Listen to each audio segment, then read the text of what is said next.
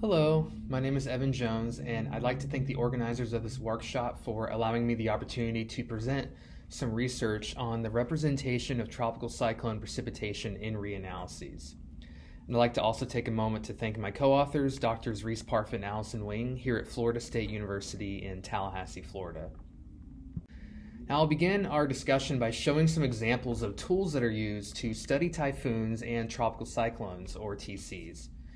And these include such things as weather stations, buoys in the ocean, planes that fly into developing or maturing hurricanes, dropsondes that measure atmospheric conditions as they are dropped from those planes, satellites such as the recently launched GOES-T satellite, and forecast models as well.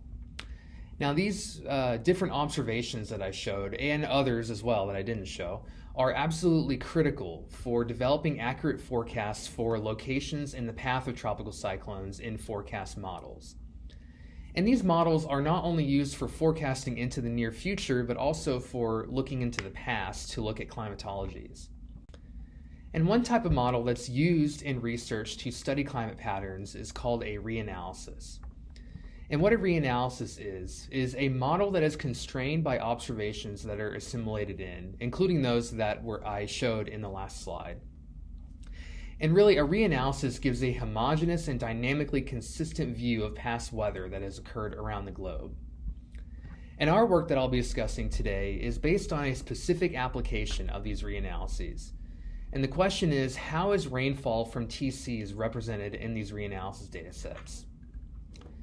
Now, I invite you to use the QR code on the bottom right of the screen to view the paper for further details, but to give a short summary, we looked at climatological annual precipitation that can be attributed to TCs in 8 different reanalysis data sets and compared the results.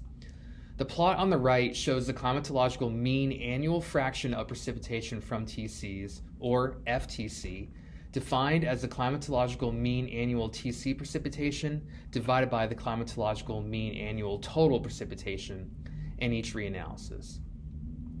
And in the mean across the 8 reanalyses, the highest FTC occurs in the Eastern Pacific and off the coast of Northwest Australia, shown in the blue circles on the plot. However, there are many tropical regions that receive a non-negligible amount of their annual rainfall from TCs, and this is generally captured in the reanalyses. If we look individually at each reanalysis for how they represent the TC rainfall, they show similar patterns of this FTC, but we note that the resolution of an individual model does not necessarily mean it has TC rainfall values that for higher resolution are closer to those shown in satellite observations, or for lower resolution are further away from satellite observations. And in part, this is because model parameterizations, or how atmospheric or oceanic processes that occur on smaller scales than the model can explicitly show, vary across the reanalyses, and thus how TCs are represented in the models. And this is true not only for this suite of models, the reanalyses, but also for higher resolution forecast models that are used operationally as well. But how much do the individual reanalyses differ with respect to their representation of TC rainfall? The plot on the top right shows the average rainfall rate within a 500-kilometer radius of all global TCs as a function of intensity. And the results show that average rainfall rates in the reanalyses increase as intensity increases, but rainfall rates are overestimated at higher intensities compared to satellite observations, which are shown in gray.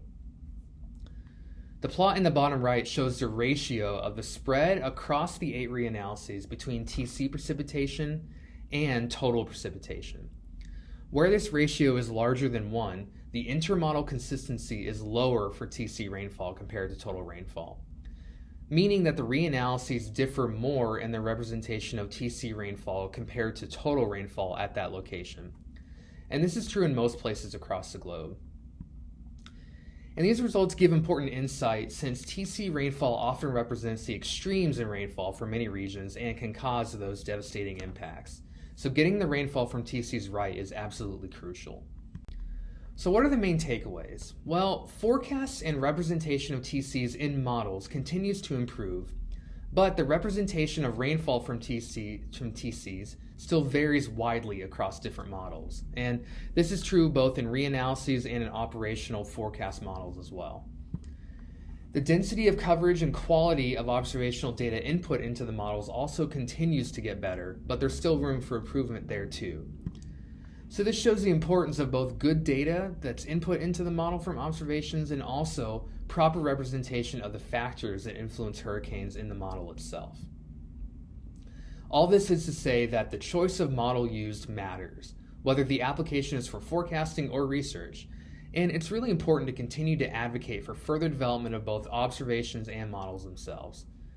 So I'd like to thank everyone for taking the time to listen. I'm happy to answer any more questions, or feel free to email me to chat more as well. And here's a full citation of the paper that this work is based off of. Thank you very much.